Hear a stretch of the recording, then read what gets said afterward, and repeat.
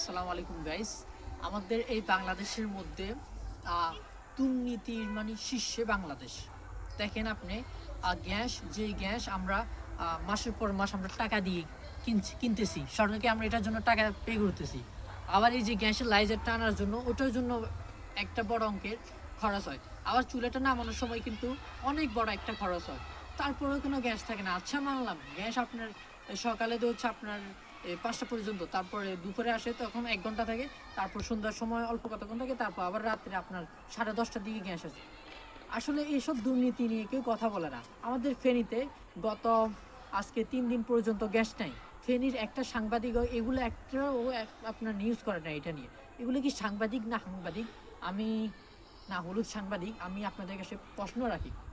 আসলে আমি যারা সাংবাদিক ভাইরা আছেন, আপনাদেরকে আমি একটা অনুরোধ করব, আপনারা এটা নিয়ে নিউজ করবেন। কারণ আপনাদের যেহেতু অনেক ফ্যান ফলোয়ার রয়েছে, আপনাদের নিউজটা বেশি পরিমাণে প্রচার হবে। তাই আপনারা অবশ্যই এই যে গ্যাসের যে দুর্নীতিটা রয়েছে, এটা নিয়ে আপনারা কথা বলেন, এটা নিয়ে আপনারা কথা তুলেন, তাহলে এই সমস্যার সমাধান করা সম্ভব। আমি একার পক্ষে বা আমার যেহেতু আপনার ফলোয়ার কম, এই জন্য আমার ভিডিও তেমন ভাইরাল হবে না। এই জন্য আমি আপনাদের সবাইকে অনুরোধ রাখবো, আপনারা সবাই এই যে আমার ভিডিওটা শেয়ার করবেন এবং সরকারকে জানিয়ে দিবেন যে কেন এই যে এই দুর্নীতিটা হচ্ছে ফেনীতে, বিশেষ করে ফেনীতে কিন্তু আপনার গ্যাস একদম কমই থাকে। সবাই আপনারা প্রচার করেন। ধন্যবাদ। আসসালামু আলাইকুম।